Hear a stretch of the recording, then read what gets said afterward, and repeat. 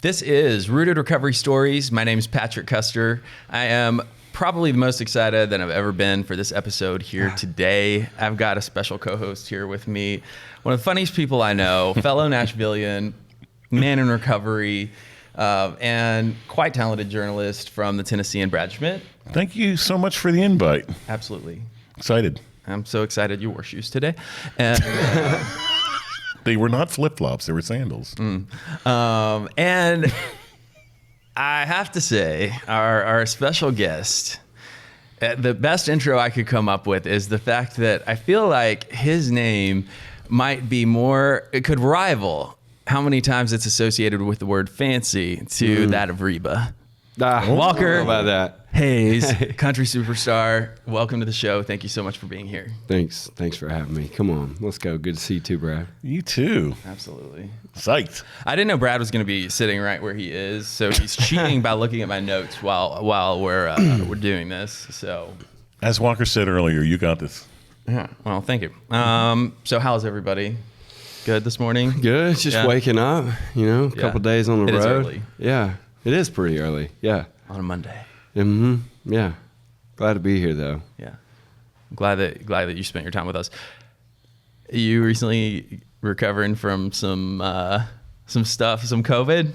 Yeah. Oh. 2 weeks ago, it got me good. I don't know. I've had it 3 times, in the lifetime of the actual disease you have. Yeah. Really? And yeah. Can I get a mask? I know. Now I feel dirty. Thanks for COVID shaming us. Yeah. It's funny when I say it 3 times, I'm like embarrassed. Like I guess most people haven't. You're a survivor. Yeah, exactly. That's what I am. Yeah. But I feel like I've missed a strain or 2, but yeah, this third, it got me. I kind of got cocky because the second time, nothing, like kind of almost asymptomatic. Yeah. And then this third time, man, it knocked me down. But I was able to do, we had 2 shows this past weekend and they were fine. So yeah, back in the saddle. Well, I'm glad you're back in the saddle, and I'm glad you're here. And I want to start things off before we get into the more meaty part and the serious part of your story. We normally do this at the end of the episode, but we're going to start off. Okay. Rapid fire. Okay. Ooh. We're going to go. Yeah. Right away. Don't look at mine. All right. We're taking turns. Both have rapid. Yes. Okay. Yeah. Let's And go. I don't know what Brad's are, and he doesn't know what mine are. All right. What's the most fancy thing about you? Oh my gosh. The house we're building a barn dominium. I think I'm saying the word right. So that is by far the fanciest thing we've ever done with our fancy like money. So Love it. Yeah, we're building a barn do. Are we going back and forth? Yeah. Okay, great. For your next music video dance partner, would you rather have Taylor Swift or Travis Kelce? Oh, Kelsey, 100%. I mean, I'm a Taylor fan, but dude, I love football. So That's awesome. Yeah. What's the least fancy thing about you? my Prius. I drive a Prius and I love it. So yeah, I mean, I'm not trading it in anytime soon. It's got some dents in it. Yeah. How many miles? Shoot, I don't even know. It was a hand-me-down. I don't pay attention to that. It still runs, so we're That's good. awesome. Smooth peanut butter or crunchy? Crunchy, 100%. Let's go. Okay. What actors would you choose to play you and Lainey in a sitcom about your life? I'm sorry. I don't know. I mean, if I'm like big dreaming and I want to like elevate myself. Don't limit yourself. Okay, I'd be like Hugh Jackman and Catherine Zeta-Jones. Wow. Yeah, I love it. I mean, I'm shooting for the stars. Yes. Here, okay, like I'm no Hugh Jackman. Lainey is way hotter than Catherine Zeta, but I always had a crush on her. Good answer. So, yeah, there we go. I love it. Every bit of that was good. Nice. The country outside the U.S. you would most like to visit? I mean, well, shoot, I'd like to go back to Rwanda. I've been there once, and I'd love to go back. I'd love to take my wife to Italy, though, if we're not going places I've already been. Oh, Yeah. nice. That'd be good. Yeah, I feel like it's romantic, 100%. Yeah. All right. New level of vulnerability here. What's your best accent that you can do? Like impression. Yeah. Oh my gosh. Either a person or like an actual like nationality. Okay, I don't even know what I would say. This is Australian. Okay, can you do Yeah. for us the few lines from New Money in your Australian accent? New money, like it's old money.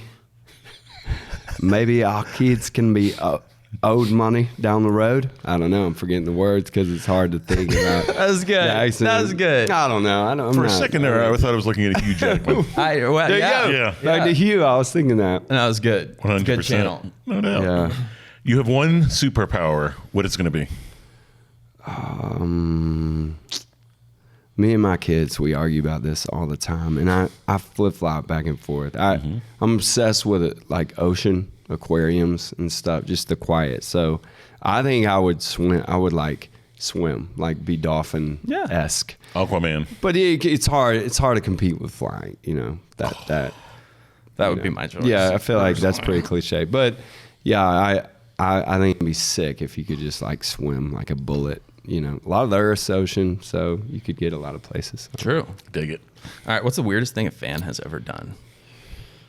You know, God bless them. They've shown up at our house, you know, from far, far away, and it is weird, but I have mad respect for those people, and they had their kids with them, and again, just respect, you know, for trying to make their kids a year, you know, and just show up on our lawn, and I was cool with it. I'm fine with it. I'm just so grateful that we have fans that would do that. You know, it's a little awkward, but Sure. it's cool.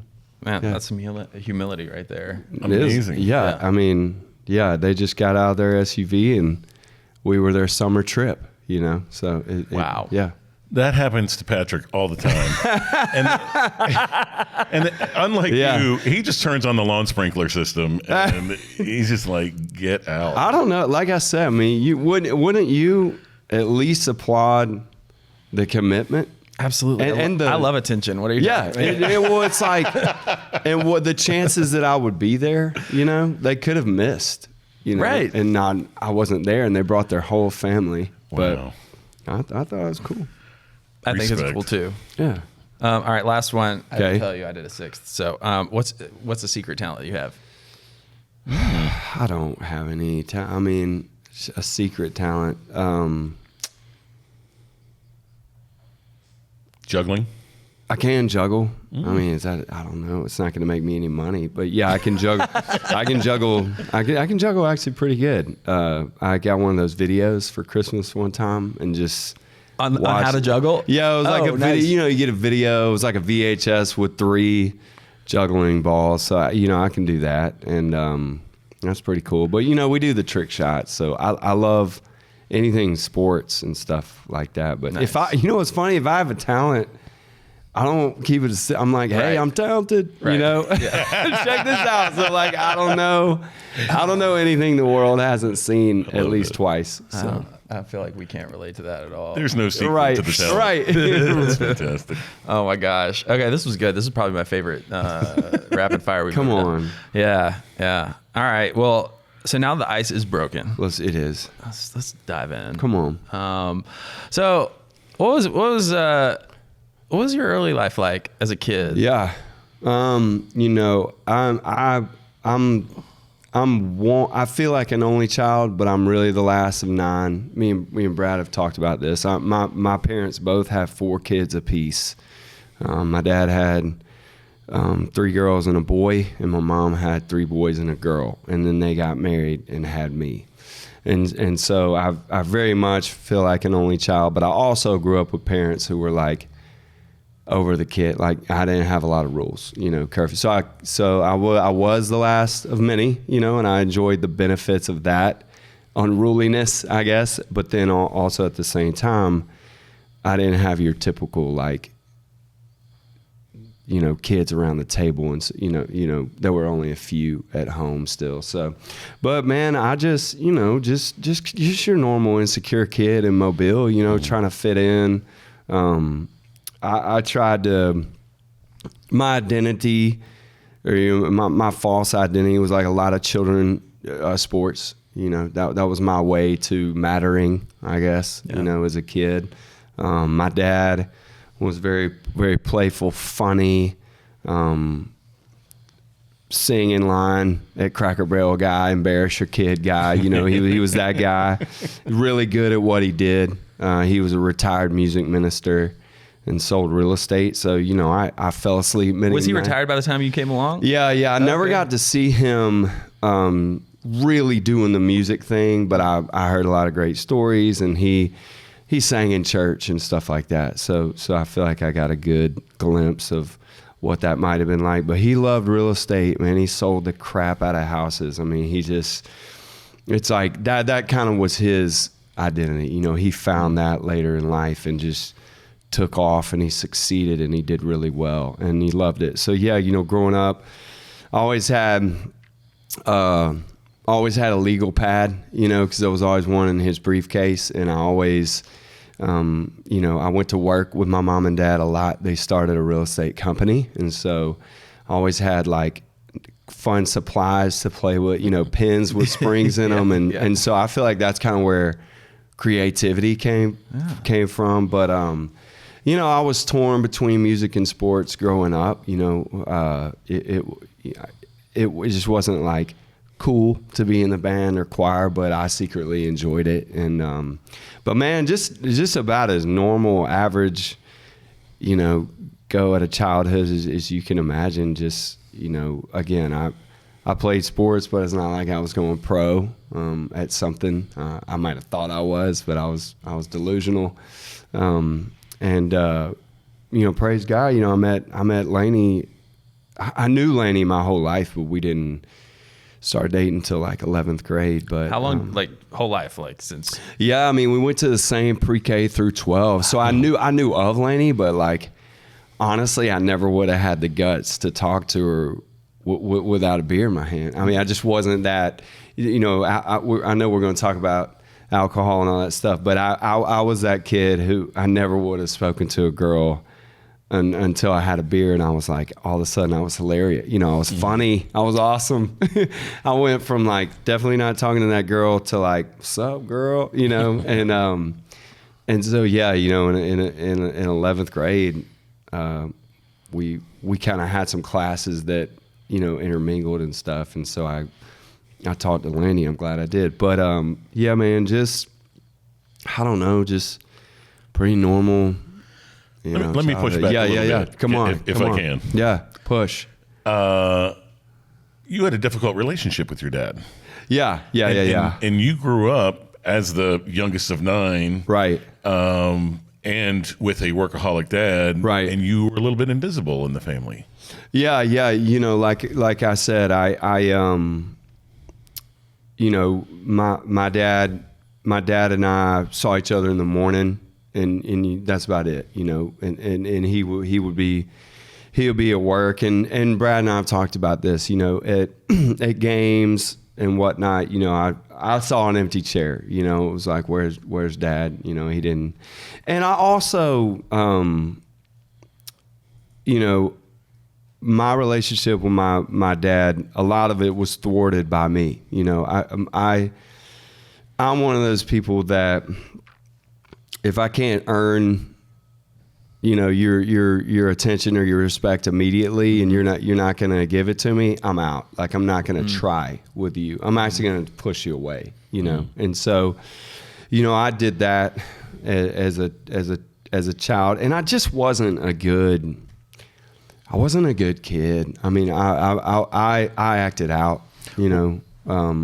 And what did you get in trouble for the most? Drinking, Really? You know, being obnoxious, you know, in class. You know, I again, if you were a type of teacher that I had to put forth a lot of effort to win or earn your respect, I did not respect you one bit, and I was not going to.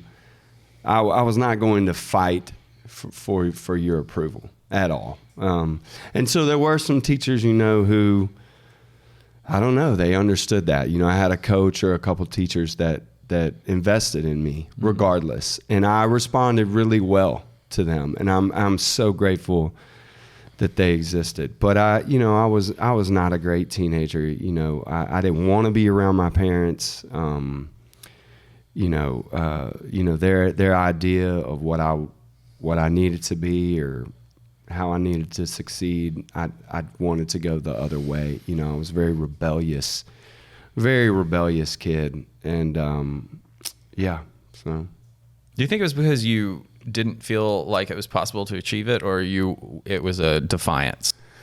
Just because it's what they wanted. Yeah, it was defiance. As I wouldn't say I'm a wise human now, but I have kids of my own. Yeah. And I really was. I was a rebellious child. It was defiance. It's not like I didn't grow up in a loving home. My parents made many mistakes, but I made as many as they did. Sure. And you were a kid. Yeah. And we've talked. As I look back, I try to look back and be like, but that didn't give me a free pass to just be an asshole. But I was, man. I was always getting in trouble. I drove a lot. I would take my dad's keys without a license, and just have the town to myself, and I did that as an adult. There you go. Yeah.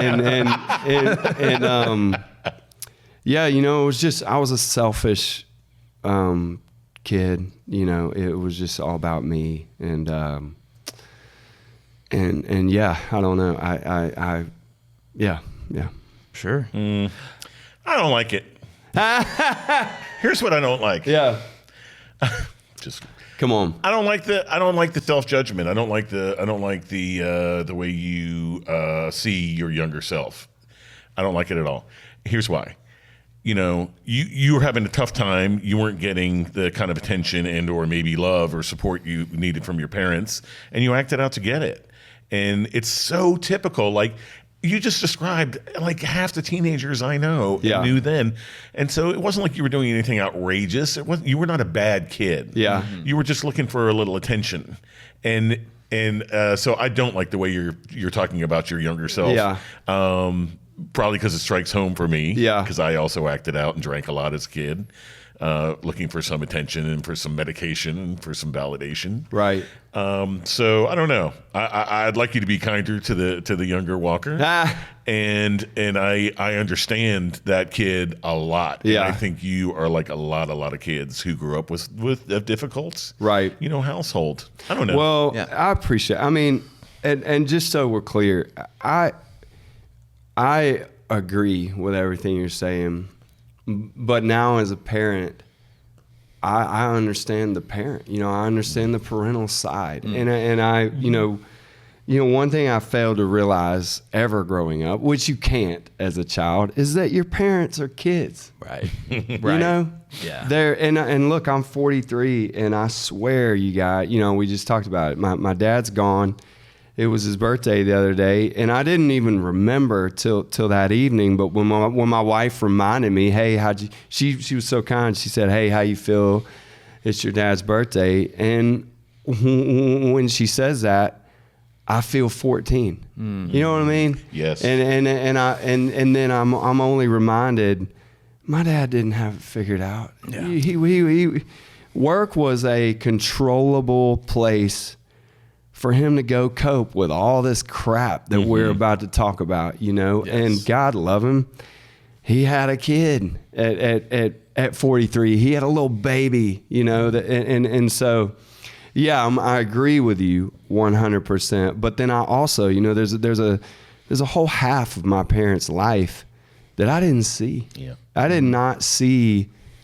God love. My childhood was chump change compared to their childhood, and I'm very grateful that whatever the damage they did, hey, they did, and I'm gonna damage my kids in many ways too, but it was a lot better than it could have been, and I probably would appreciate their absence, more if I knew what their presence might have meant, if that makes any sense. Sure does. So yeah, I think it's fine to acknowledge that we got damaged and to have grace for our There you parents go. at the Yes. same time. Yeah. I think those two things can absolutely coexist. Lovely. My mom beat me a lot. Yeah. And verbally abused me. And when I came to find out what her childhood was, Yeah. holy crap. Like, wow. I mean, know. she absolutely. So I can say, hey, that really damaged me, and have a lot of grace and love Right. and forgiveness for my mom at the same Yeah. time. And that's what I'm hearing you say. Yes. Yeah. Yeah. Well, so let's transition into Come on. how you were using alcohol Yeah. as a kid and then Yeah. as a young adult. Pivotal moment. I mean, I'll never forget it. I was one who would go to a party and kind of watch my more confident, braver friends, Yeah. succeed, at that party life. And, I would show signs of trying to kind of do the guy girl thing, Yeah. but it was not until, one fateful night, with a Zima actually. And, it was Wait, for those too young to know what a Zima is. yeah. Do you know what a Zima is? I mean, I've heard of it. Okay. It was kind of, honestly, like it the was same. like a seltzer. Sprite. Yeah. Like yeah. today's Okay. seltzer, hard Like seltzer. it was. All It right. was. Yeah, we were ahead of our times. Yeah, but Gotcha. you actually put Jolly Ranchers in them to spike them with a little fun flavor. So anyway, one night gonna do we're that on with this soda water. playground. I'm on a playground actually with a group of friends from my church of all.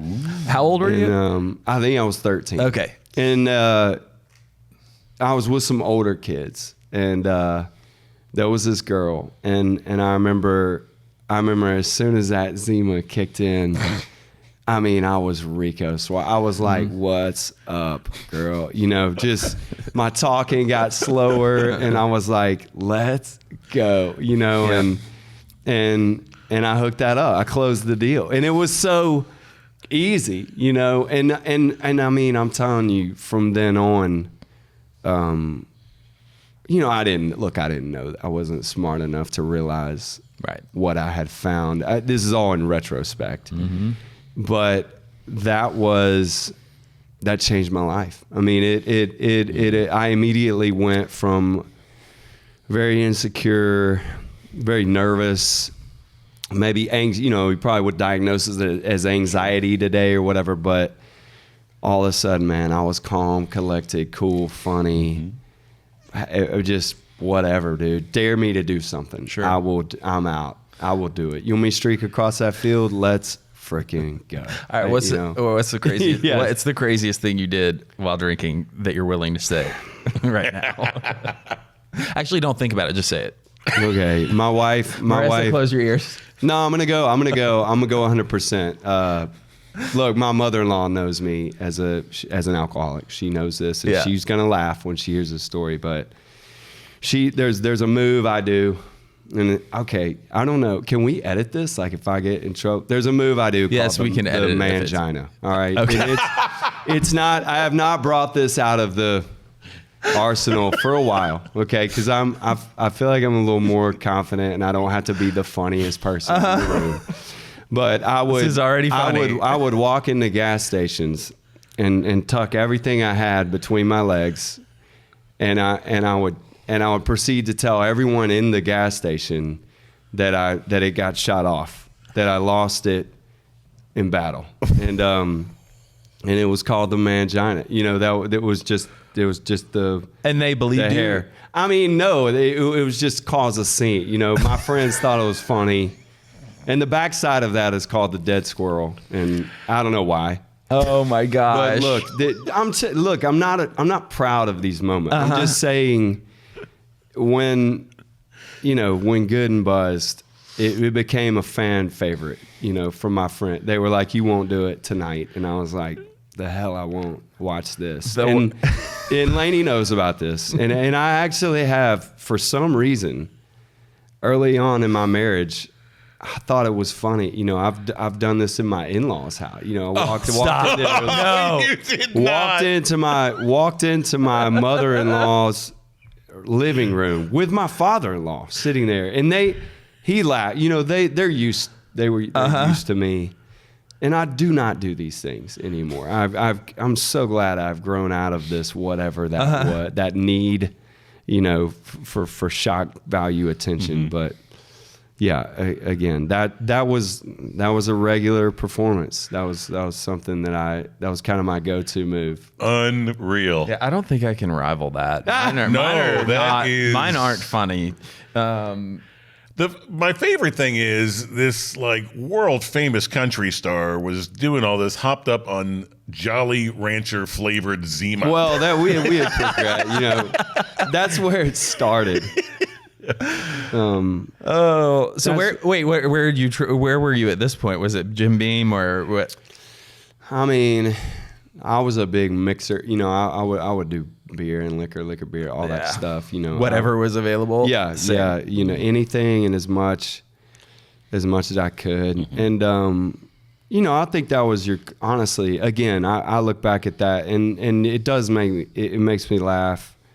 But it's also just it's kind of sad. It's like, did I really need that laughter, that much, and I did,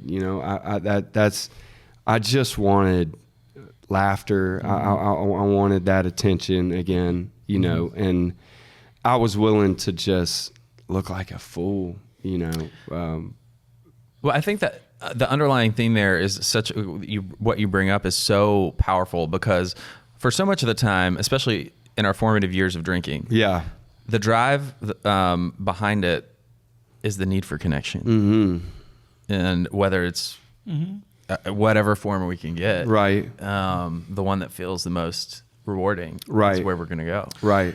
So the worst part about recovery, or not the worst part, the challenging part about recovery is to come up with these stories, either where we're reacting totally ridiculous or reacting in bad or negative or mean ways for attention. Like my go-to would be to cut down other people sometimes. And even though I understand addiction much better today, there's a big bunch of shame that goes with when I'm reminded of some of the things that I did. So, but I mean, your party trick is freaking 10 out of 10 right there. No, yeah, and then to me the weird, not the weirdest, and the weirdest isn't the right word, but the most difficult thing for me about recovery was when you take that, I thought recovery was like, it would fix everything, and what it really just did was it removed like a really powerful and negative symptom of myself, I guess. But then all that stuff, like all the reasons that I wanted that laughter, they're still there. And you're like, oh, shoot, and so, but, again, I don't know, it's just life, and you realize, honestly, remove for me as a country singer, it was like, man, maybe my occupation is an addiction as well. It's kind of like the whole comedian symptom, is like the saddest person in the room is the one making everybody laugh, and it was that. I feel like you're about to say something super smart. Yeah. Well, I don't know about if it's super smart, but I feel that to the core. And I really firmly believe that, the things that we're gifted as, by God or whatever your higher power is, as our talents and gifts, they can absolutely get used to our detriment if we're not in a healthy place. Bingo. So, I mean, you talk about it could be an addiction. Well, sure. Yeah. Are you in an unhealthy place trying to use it to fill a void that you're not paying attention to some type of emotion you need to be feeling right now? Then Yes. And I'm guilty. So I want to hear, and I do want to hear like what the crash and burn and the turn was for you. Yeah. For actually stopping. Yeah. I mean, I have no other way of explaining it. Than just, I was going to die. I mean, look, I'm not a like health nut or, I'm not a doctor or anything, but I just woke up one Saturday in October 8 years ago. And I was working at Costco really early, and I think I was working from 4 a.m. till about 11. I would go write, and then I'd go play shows, and we had 6 kids at the time. So, I was trying to be a dad. And honestly, I think I pushed my body to its physical limitation, like whatever your organs do with alcohol, I think they were tired. And I woke up on a Saturday and just, I was like, if I do this again today, I'll probably die. I don't know how to explain it, but that's how I felt. I just. What did your consumption and consequences look like at that point? Like, how they escalated for you? Shoot. So at that point, my regular day was, I had a handle of vodka always in my car. I would drink it in my coffee and work. I would stock produce. Yep. So it was just manual labor, and I could do that, just fine. But I would drink vodka with my coffee all morning. This sounds funny, kind of reminds me of Zima, but I would play shows in the afternoon. There were these luncheons for the Bluebird, and I'd do 2 or 3 of those a week. And I'm grateful that the Bluebird would hire me. But I would hit the same gas station every day, and I'd pop 2 Twisted Teas. I know that's silly, but they were really good and refreshing. It was almost like Gatorade. Yeah. That's what I would tell myself. Really? Yeah. This is healthy. It's just like this Gatorade. Is the health drink. Yeah. It's Pedialyte. Right. Yeah. But I would hit those to get through the show, maybe have a drink, at the bar, but no one would know that I'd already had that. And then, if I wrote, I'd get that vodka out, keep that going all day. And then usually nights was just beer, because I could do that with friends or buddies. But I would usually go to Broadway Brew House, have a couple, stop somewhere, on the way home. And every single night, my wife, I would usually fall asleep on the couch, and she would take it out of my hand before I spilt it, on myself. And then, I'd wake up and start over. That was my regular, thing. This podcast is brought to you by Promises Behavioral Health. If you or a loved one are struggling with trauma, addiction, or mental health, we are ready to answer your questions and help you take that next step. Call our admissions center at 888-648-4098 or visit us online at www.promises.com.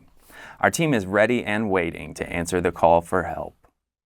There were so many ways in what you just described about why I drank this in front of these people, what I did at lunch, all those things. And I think it just perfectly, for me, I related to a lot of that, because you get to the point where it's time to stop, and our behavior looks a lot like that. I think many of us does. And where we just got this whole thought process behind who I can drink in front of, what I have to drink if I'm drinking in front of them, the story that it has to be if you don't want them to know that. Oh yeah. All of that. It's a serial killer. People don't know it, but in your brain, you have yarn attached to tacks and where you're gonna go, how you're gonna get it, how you're gonna drive home, what number you're gonna say when your wife asks how many of you had. That's believable. How can you justify just staying a little bit longer, and you become kind of amazing at it. You're actually quite, it's a talent. It is. Really? Yeah. So you wake up, so I needed 2 DUIs and I got fired at Channel 2, and that's what's, and judge ordered to rehab. You woke up, which is pretty typical. I needed exterior forces pushing on me to get to sobriety. You woke up on a Saturday and said no more. How the hell do you do that? I have no I'm quite familiar with many people's stories, and as we all know, none are the same.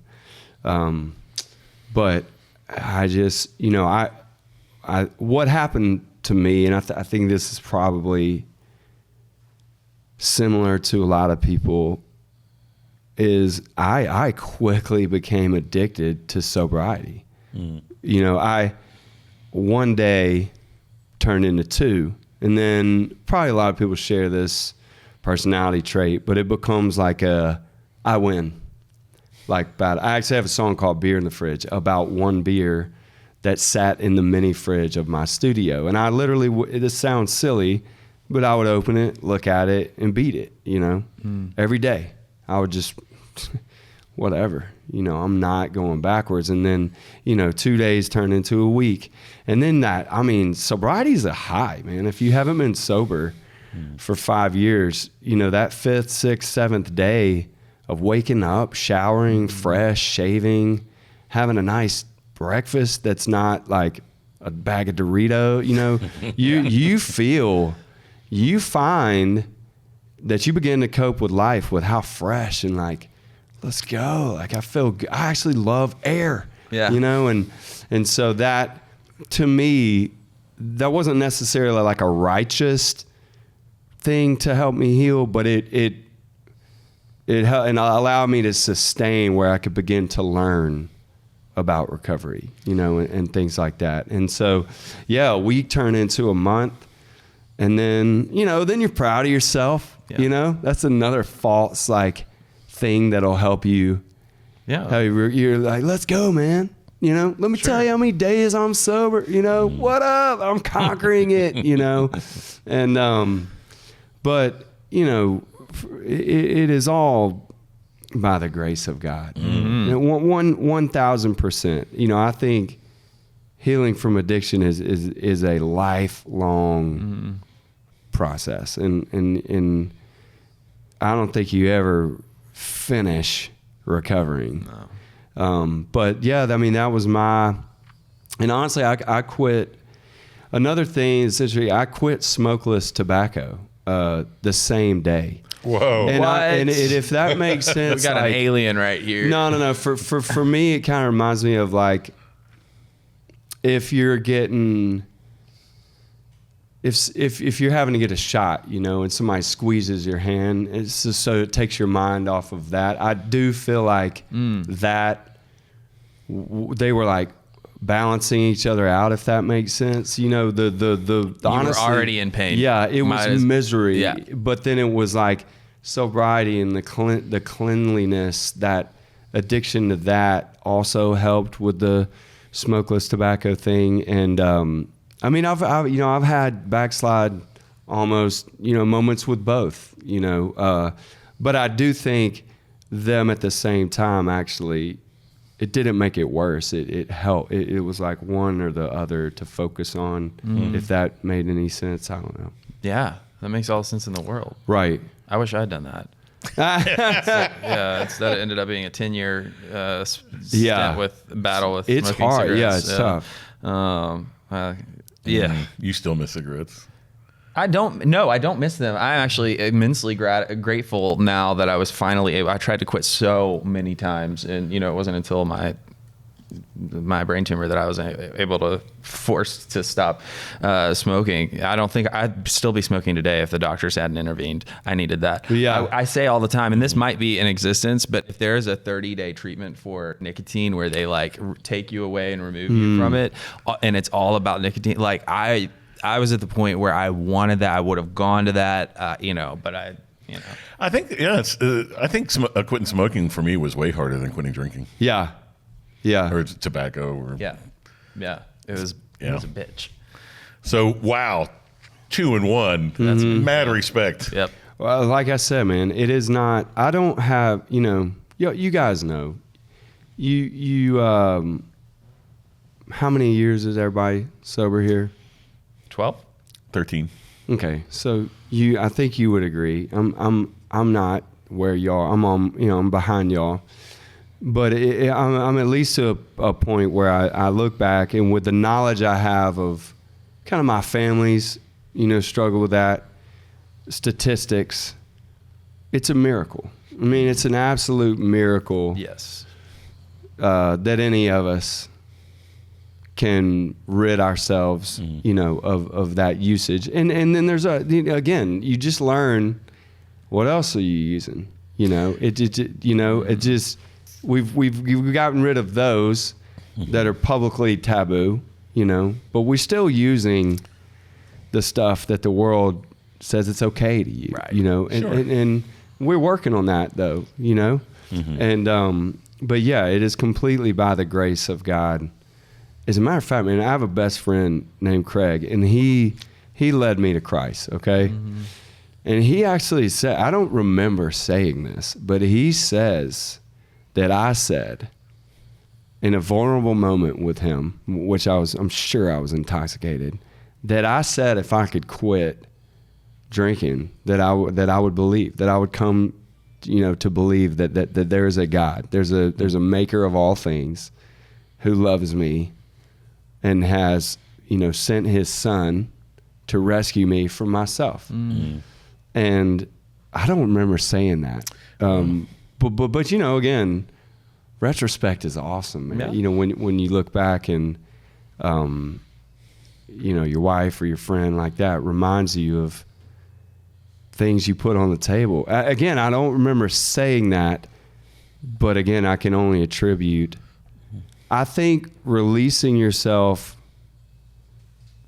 freedom from addiction, I think that is one thing on earth that cannot be misunderstood as a blessing. Sure. Like you said, our gifts and talents. Mm-hmm. A lot of people go, man, you got a platform. They don't know the ickiness. They don't know the grossness. They don't know how much I love the applause. They don't know that. Yeah. And they're like, it's a beautiful thing. God gave you this gift. And I'm like, you don't know. You don't know what it does in my marriage. You don't know what it does in my soul. Mm. So I don't know if it's a blessing or not, But I do know freedom from that and freedom from substance abuse. Mm-hmm. That's like a real blessing. That's a taste of heaven, this side of heaven. It just really is. And we'll never be freed from all of them. I mean, I think it's that's like part my of the fifth human cup experience. of coffee, okay? Right. It is. It's exactly right. It's, but I don't know why I even started this little. Well, I mean, I feel like you were going down the logic trail of just like that. We on our own we stumble and we can't do it on our own. Like we.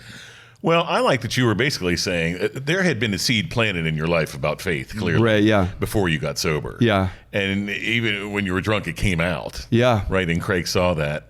And now you can have that relationship with a higher power without alcohol and substances. Yeah. And that's what's really...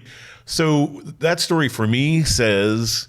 And this is why I was mad at you earlier for being mean to the younger Walker. Yeah. We're not bad people. I feel like we're all good folks, and not just people in recovery, but people in general. And things happen to us, and there's external stuff that screws it up. And the goodness in you was always there, right? And it came out so much more rich and pure after you put down the alcohol. And that faith that you talked to Craig about when you were drunk is able to shine through in a much more pure way. Yeah. I don't know. I don't know. I don't, just for the sake of being in an interview and disagreeing, I don't think we're good. I think that's why we need Christ. Is this at the core? I don't wake up and naturally want good things. I'm a selfish individual at my core. I mean, would y'all agree or disagree? I mean, I don't. I mean, my motives are continually laced with nasty. I can make the best. I can give to the homeless from myself. You know what I mean? I could take a beautiful action, and there is a negative motive. I mean, that's just me. I mean, I even love my wife selfishly. I can't love my kids 100% selflessly. Part of me wants them to make me look awesome. And that is, to me, that might be human nature, which is the point why I need rescuing, not from you, not from my dad, not from my mom, not from any malnourishing nurturing I got.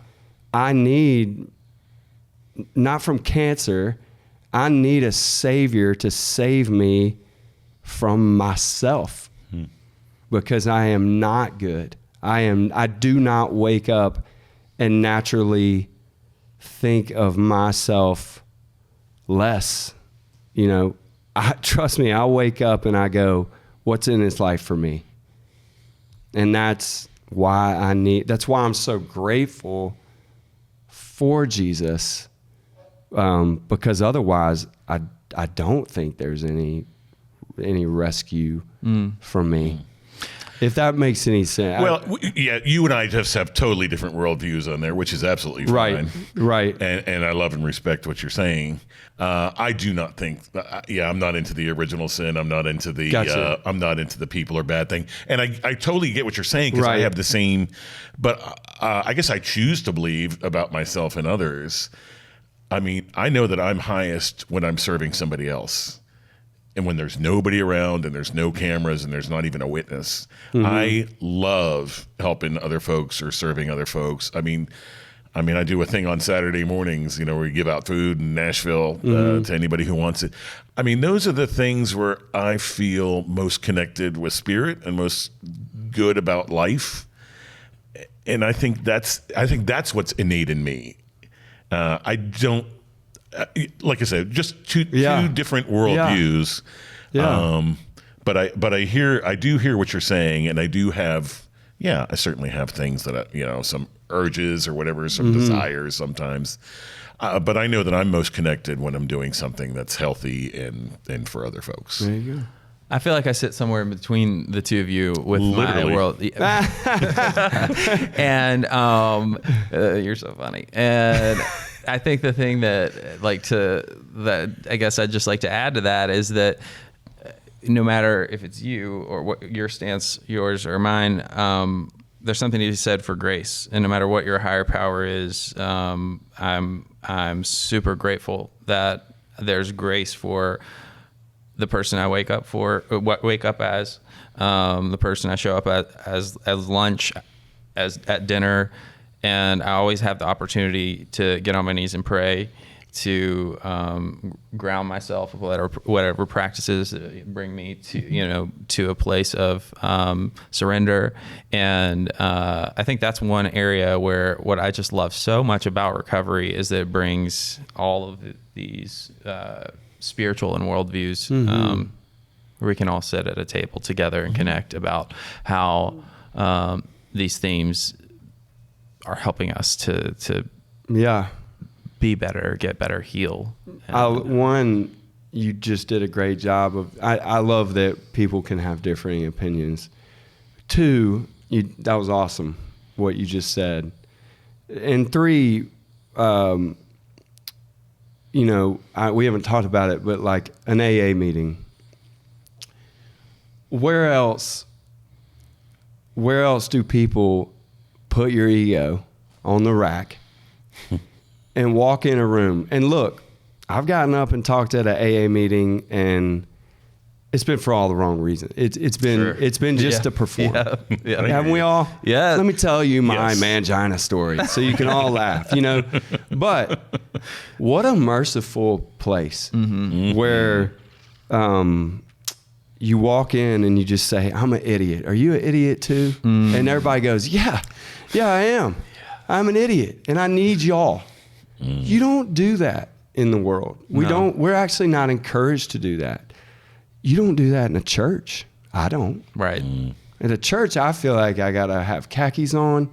My kids got to not say words that they might say in the car. can't sing certain songs of mine. Can't, you can't say keep your daughters off the pole in church. You got to sing hymns. But anyway, my point is recovery, just the space of recovery to me, that's, we're all in recovery. Even if you're not, sorry, you are.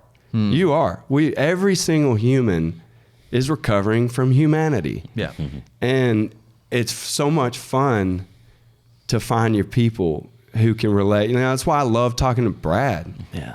And I say things that I'm like, man, you might not want to say this in public to Brad. I'm vulnerable with people like y'all, because none of us are sitting here going, tell you what, man, I got it figured out now. We're all just going, man, I don't have it figured out today. Y'all want to talk about it? Yeah. Because it'll help me get to tomorrow, hopefully in a better place. Nice. Vulnerable and authentic. And we can do that in 12-step meetings. Yeah. Absolutely. It's a graceful play. Grace exists there. Mercy. Yeah. Forgiveness for yourself. Yep. You can walk in there and it can be hard on your, Well, and the beautiful thing is we carry it with us wherever we go. It's not just in the rooms. Right. And so we're here and we're embracing that today in this space. And I know we're really just about out of time, and I want to close this up by asking you quite possibly one of the most important questions. We can talk all day long about what the story is and what it was like. But if you had to narrow down some of the things that made the biggest difference in your recovery journey, what would you say those things are? Shoot, I mean, I'm a broken record with this one, man. I mean, like if I died today and you were like, hey, you get one thing to take out of that house, it would be the loss of our seventh kid, Oakley. And I was 2 years sober, and there's a billion reasons that I can't really, I'm no psychiatrist, okay? So I don't know how to explain this fully, but I didn't really want to stay sober till then. I remember the day we buried her. She was a stillborn, and I know a lot of people experience this. And I remember dirt on my boot from filling up the hole, at the cemetery. And I remember leaving that day and wanting to explode or implode or whatever, some kind of plode. Yeah. And I wanted to fight.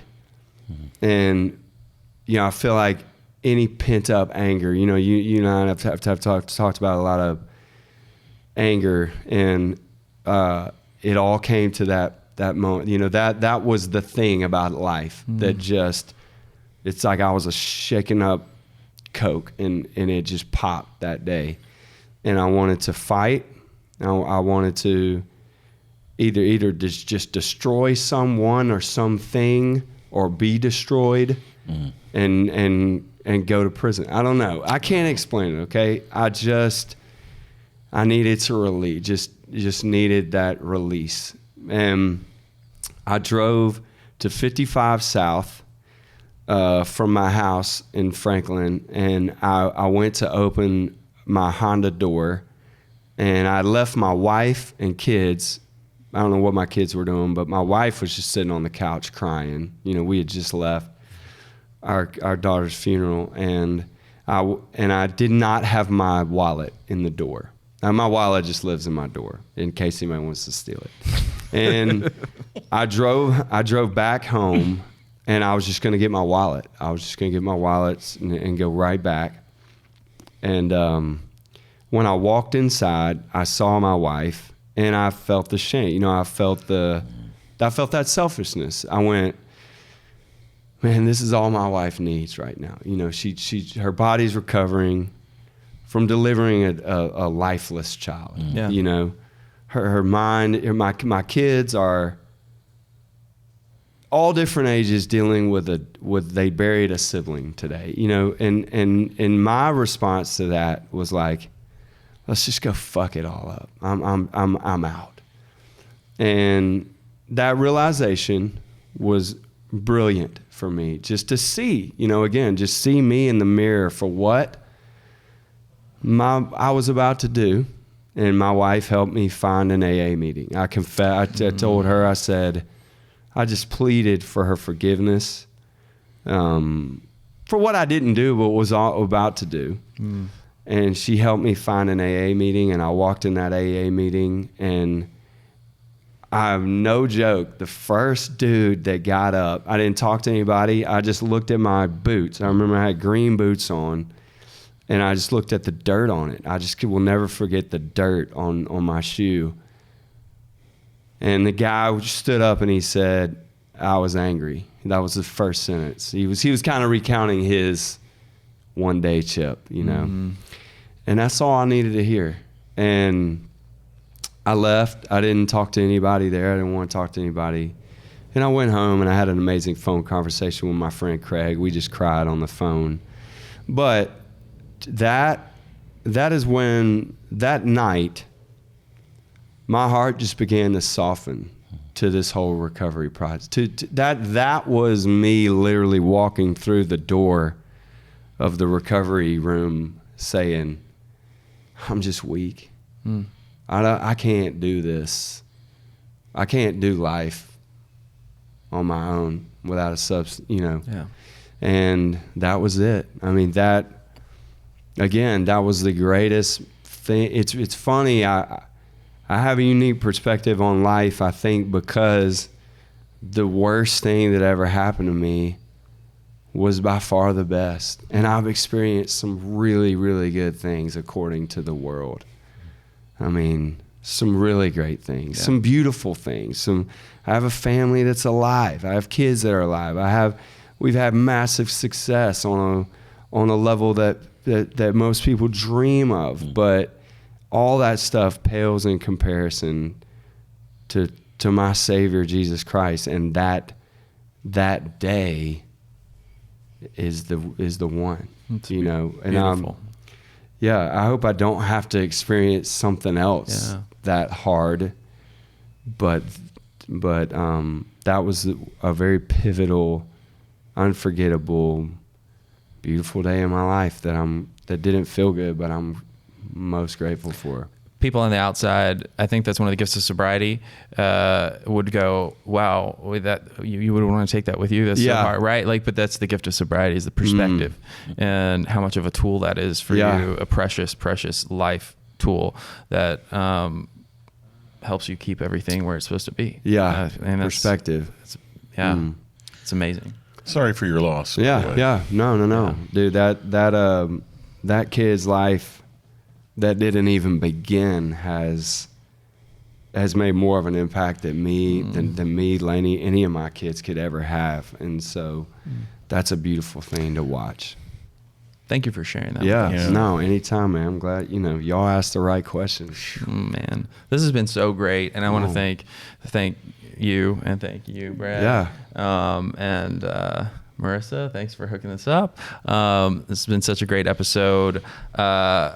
Switch it to a really funny thing lastly. I got to know who was behind shaving your beard off? Oh, it was a whim. My team and I, we had we had new music coming out, and we were like, I don't know. I just said, what about losing the beard, which is kind of scary. I mean, I'm not superstitious, but since I've had the beard, things have been going really, really well. Well, yeah, that makes sense. And so when I went home, I asked my kids, I was like, what do would y'all care if we lost the beard? And they were like, you won't shave it. And that's all you needed. You just needed the challenge. Look at that. Back to the I love a dare. And so we all stood together in the bathroom and just shaved it off. And now I love it. It's polarizing though. I get people are loud, man. They'll let you know if they don't like it. So socials are all over the place, but I enjoy it, man. I plan to be Ted Lasso for Halloween. Nice. That's good. So it's perfect, right? Yes, you it can is pull absolutely. off a mustache, man. You got Thanks. good You'll never stuff. do it, Patrick. Both of y'all. You'll Come never on. do it. Stop. Would you do a mustache? Well, he knows me well enough. I got a little bit of what you have, so I'm probably going to show up to the next podcast. There you interview go. with a mustache on. Yeah. Oh man, well, this has been great. Thank you for answering for all of having me. our Thank questions, y'all. however annoying they might have been. But He was, by the way, you've been saved from. He wanted you to teach him Oh, the fancy like dance? dance. Oh. and You've been spared. your hard stop is sparing you from that. So Nice. yep. But anyway, I can teach you off camera. all right. Thank you again. I Dude, really thanks appreciate for it. having me. Good times, guys. I Absolutely. love talking to y'all. I mean it. And with that, I will remind each and every one of you that it is never too late to start loving yourself, and you're only ever one decision away from a completely different life. This podcast is brought to you by Promises Behavioral Health. If you or a loved one are struggling with trauma, addiction, or mental health, we are ready to answer your questions and help you take that next step. Call our admission center at 888-648-4098 or visit us online at www.promises.com. Our team is ready and waiting to answer the call for help.